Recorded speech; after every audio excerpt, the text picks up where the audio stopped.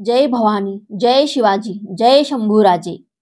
11 मार्च 1689चा तो काळा दिवस. त्या औरंग्यानं वळवूद तुळापूर येथे संभाजीराजांना हाल हाल करून ठार मारले. आधी त्या औरंग्याने शंभूराजांचे डोळे काढले होते, जीभ छाटली, संपूर्ण शरीराची कातडी काढून घेतली, त्यावर मिठाचा वर्षाव करत राहिला. त्यानंतर त्यानं राजाचं एक एक अवयव वेगळा करून औरंग्याच्या आज्ञेवरून त्यांचा तो तुकडे केलेला देह इंद्रायणी भीमेच्या काठी टाकून देण्यात आला. आत्तापर्यंत राजांचं शौर्य आणि धैर्य पाहणारी ती इंद्रायणी भीमा देखील आज राजांचा तो तुकडे झालेला देह आपल्यात सामावलेला पाहून जणू रडत होती. ते विखुरलेले तुकडे पाहून तिचंही हृदय जणू तुटत होतं. राजांचं ते शौर्यानं भरलेलं रक्त आज तिच्या पाण्यात मिसळत होतं. त्या रक्ताची अंगार इतकी होती की त्यामुळे भीमा इंद्रायणीचं पाणी देखील थरारत होतं. आपल्या शंभूराजांचा देह विच्छिन्न अवस्थेतील तुकड्यांमध्ये तिच्या पाण्यात पडला होता. इतका शूर राजा, पण आज मात्र त्याच्या शरीराच्या तुकड्यापाशी जाण्याची कुणाचीही हिंमत होत नव्हती. औरंग्यानं तसा आदेशच काढला होता. त्यानं फरमान सोडलं होतं की कोणी जर का शंभूराजांच्या शरीराला हात लावला तर त्याचे देखील तेच हाल होतील जे राजांचे झाले. औरंग्यानं दिलेल्या धमकीमुळे आजूबाजूच्या गावातील वाड्यावरील लोक देखील त्या इंद्रायणीच्या काठी जायला थरथरत होते. रात्रभर ते शरीराचे तुकडे तिथेच पाण्यात तसेच पडून होते. आपल्या शूरवीर राजाची अशी अवस्था पाहून जणू सृष्टी देखील रडू पाहत होती. अरे, ज्या राजाने तुमच्यासाठी आपलं जीवन दान केलं त्यांच्यासाठी पुढे व्हा असं जणू आव्हान करत होती. पण लोक मात्र भीतीने आपापल्या घरात लपून बसले होते. पाहता पाहता सकाळ झाली. रात्रीचा तो गुडूप अंधार जाऊन सूर्याची सोनेरी किरणे सर्वत्र पसरू लागली. त्या गावात राहणारी जनाबाई ही परटिणीचं काम करत होती. ती पाटलाच्या घरी कपडे धुवायचे काम करत असे. नेहमीप्रमाणे त्या दिवशी देखील ती पाटलाच्या घरचे कपडे घेऊन नदीच्या काठी कपडे धुण्यासाठी आली. जेव्हा ती धुणं धुवायला बसली तेव्हा तिला ते रक्तानं माखलेले तुकडे काठी पडलेले दिसले. तिला प्रथमतः कळलंच नाही की ते तुकडे म्हणजे आपल्या शूरवीर राजाचे आहेत. तिला असे वाटले की एखाद्या मेंढराचे तुकडे तिथे पडलेले आहेत, कारण तिथे तिने जवळ जाऊन पाहिलं नव्हतं. कपडे धुत असताना एक आतडं तिच्या हाती आलं. तेव्हा तिने ओरडून म्हटलं की माणसानं साऱ्या लाजा सोडल्या, आता अशी आतडी देखील पाण्यामध्ये सोडायला लागले. तेव्हा तिथे जवळच असलेला मेंढपाळ म्हणाला की हे आतडे आपल्या शिवछत्रपती शिवरायांच्या मुलाचे म्हणजेच संभाजी राजांचे आहेत. काल औरंग्यानं राजाचे तुकडे करून या पाण्यात फेकले. तू तिथे जाऊ नकोस, नाहीतर औरंग्याची लोक येतील आणि तुला पकडून नेतील. त्या औरंग्याच्या भीतीमुळे सारी लोक आज घरात दडून बसली आहेत. तू देखील घरी निघून जा. आपल्या संभाजी राजांच्या शरीराचे तुकडे. हे ऐकल्याबरोबर तिच्या डोळ्यातून घळाघळा पाणी वाहू लागले. तशीच उठली आणि गावाकडे पळाली. ती दामाजी पाटलाच्या वाड्यात आली. आता सर्वत्र शंभूराजांच्या मृत्यूची बातमी पसरली होती. बघता बघता सर्व गावातील लोक पाटलांच्या वाड्याभोवती जमा झाले. आपल्या राजाची अशी अवस्था पाहून सगळ्यांचे चेहरे उदास झाले होते. प्रत्येक जण अश्रू गाळत होता. तेव्हा तेथील मंदिरामध्ये गोरखनाथ येऊन राहत होते. ते त्या गर्दीतून पुढे आले आणि म्हणाले की आपल्या शिवाजी महाराजांच्या लेकाचं रक्त हाडमास आपल्या गावात आलेलं आहे. हे असंच नदी किनारी बाजूला पडावं आणि आपण मात्र गप्प बसलेलो आहोत. या गोष्टीचं खूप दुःख वाटत आहे. गोरखनाथांचे हे बोलणे ऐकून मंदिराच्या बाहेर बसलेला गोविंद महार लांबूनच बोलला, तुमचं बोलणं खरं आहे. आपल्या शिवाजीराजांनी आपल्यावरती, आपल्या मुलाबाळांवरती, आपल्या मुलखावरती केलेले उपकार कमी आहेत का? आज त्यांच्या लेकराचा आतडी कोथळा गाव शिवाराच्या बाहेर पडावा आणि आपण मात्र मूग गिळून गप्प बसावं, हे शोभून नाही दिसत. तेव्हा तिथे असलेले दामाजी पाटील म्हणाले, तुम्ही सर्व म्हणताय ते खरं आहे. जितकं तुम्हाला वाईट वाटत आहे त्यापेक्षा जास्त वाईट मला वाटत आहे. पण करणार काय? गावाच्या सभोवताली 4-5 लाख मुघल सैनिकांचा तळ पडलेला आहे. त्या बादशाची ताकद खूप मोठी आहे. रक्तमासाला कोणी शिवू नये असं त्याने फरमान काढलेलं आहे. तेव्हा एकानं म्हटलं, खरं आहे, कारण पंचक्रोशीतल्या साऱ्या गावातील लोक गप्प बसलेले आहेत, तर मग आपणच पुढाकार का घ्यावा? हे सारं ऐकून गावकरी आपापल्या घराकडे परतले. भाकर खाऊन सगळेजण पडले होते. झोप तर तशी कुणालाही येत नव्हती. सगळेजण विचाराच्या गुंत्यामध्ये होते. पण ती जनाबाई मात्र खूप जिद्दीची बाई होती. आपल्या राजासाठी आपण काहीतरी करावं हे तिच्या मनानं पक्क केलं होतं. ती सरळ पाटलिनीच्या वाड्यावर गेली. तिनं आजूबाजूच्या स्त्रियांना गोळा केलं. शिवाजी राजे आणि संभाजी राजांविषयी गोष्टी काढून ती एकमेकांना प्रोत्साहन देऊ लागली. राजाच्या आठवणीने सगळ्यांचेच काळीज हेलावून गेले होते. असे बोलता बोलता रात्र बरीच झाली, पण कुणीही आपापल्या घरी जाण्यासाठी हलत नव्हतं. आपण काहीतरी केलं पाहिजे ही एकच भावना त्यांच्या मनामध्ये निर्माण झाली होती. तेव्हा त्या पाटलिनीने मंदिरातील गोरखबुवांना बोलावून घेतलं. हे सारं पाहत असणारा तो गोविंद पुन्हा तेथे येऊन पोहोचला.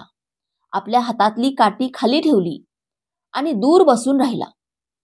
थोड्या वेळाने परटीन बोलू लागली की जर आम्ही संभाजी महाराजांचं मांस गोळा करून आणलं आणि त्याला अग्नी दिली तर बादशाह करून करून आम्हाला करणार काय? गाव जाळेल इतकंच ना? आता तिच्या बोलण्यामुळे प्रत्येकाच्या अंगामध्ये आग संचारली. तेव्हा गोरखनाथ बुवा देखील म्हणाले की आपल्या रीतिरिवाजाप्रमाणे जर का आपल्याला आपल्या चावडीत किंवा नदीकिनारी एखादं बेवारस मृत शरीर जरी आढळलं तरी आपण त्याला अग्नी दिला पाहिजे आणि त्याला मुक्ती दिली पाहिजे असं शास्त्रामध्ये सांगितलेलं आहे. तेव्हा लांबूनच त्या गोविंदाने आवाज दिला आणि सांगितलं की इथे तर आपल्या शिवाजी राजांच्या मुलाचे तुकडे नदीकाठी पडले आहेत. आम्ही मात्र सगळे नामर्दासारखे बांगड्या घालून गप्प बसलो आहोत. ज्या राजाने आपल्या जनतेसाठी आपल्या जीवाची पर्वा केली नाही तिथे आपण मात्र आपल्या जीवाची पर्वा करत बसलो आहोत. हे ऐकल्यावर सर्व स्त्रियांच्या अंगामध्ये जणू माय भवानी सळसळली. चला नदीकाठी आपल्या राजाचे तुकडे गोळा करून आपल्या राजाला अग्निसंस्कार देऊ.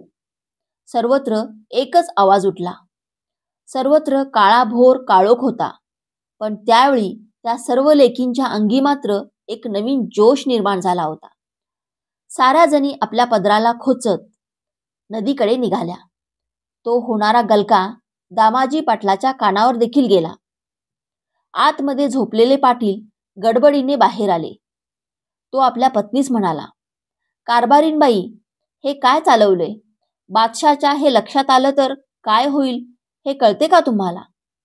तेव्हा पाटलीन म्हणाली, माझ्या शिवाजी राजाचा लेकराचं मांस घारी गिधाड्यांना देण्यापरीस ते आपण आणलं तर काय वाईट?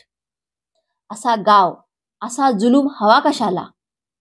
सांभाळा तुमचं गाव आणि तुमचं घर, निघतो आम्ही. पाटलीन रागानेच वाड्यातून बाहेर पडली. तिच्याबरोबरच जनाबाई आणि त्या वडू गावातील सर्व स्त्री शक्ती देखील झपाट्याने बाहेर पडली. त्यांची पावलं नदीच्या दिशेने झपाझप पडू लागली. हातात काठी घेऊन गोविंद सगळ्यांच्या पुढे चालत होता. सर्वजण नदीकाठी पोहोचले. सर्वत्र अंधार होता. शिवाय गावाभोवती पडलेल्या बादशाच्या फौजेची भीती देखील होती. बायांनी पाठीमागे पाहिलं तर गावातील सर्व पुरुष मंडळी देखील त्यांच्या दिशेने येत होती. त्या पुरुष मंडळींमध्ये दामाजी पाटील देखील होते. आता मध्यरात्रीची वेळ असल्यामुळे औरंग्याचे सैनिक गाढ झोपी गेले होते. सर्व गावकरी दबकत दबकत त्या नदीच्या किनारी आले. तिथे त्यांनी कुडाचा चुल्हा पेटवला. मंद प्रकाशात ते नदीकाठी शोधाशोध करू लागले. राजांचे कान, बोटे, हाताचा तुकडा असे एक एक अवयव सापडू लागले. गावकऱ्यांनी आपले डोक्याचे पागोटे सोडले आणि त्यामध्ये राजाचे येथील मांसाचे तुकडे, शरीराचे अवयव गोळा केले. त्या अंधारातच ते मांसाचे तुकडे घेऊन गावकरी गावात परतले. काही जणांनी आपापल्या घराकडे धाव घेतली आणि कुणी शेणकोट आणलं, कुणी लाकूड फाटा आणला. दहनाची सर्व तयारी झाली. पण तेव्हा मात्र सर्वांना एक प्रश्न पडला. राजाची चिता रचायची कोणाच्या जागेत? दामाजी पाटील तर आपल्या साऱ्या जमिनीवरती पाणी सोडायला तयार होते. पण जमीन ही कोसभर अंतरावरती होती. त्या जागेतून बादशाचा तळ देखील अगदी जवळच होता. बाकीचे जमीन मालक आपल्या जमिनी देण्यासाठी घाबरलेले होते. सर्व गाव एकमेकांमध्ये कुजबुजत होता.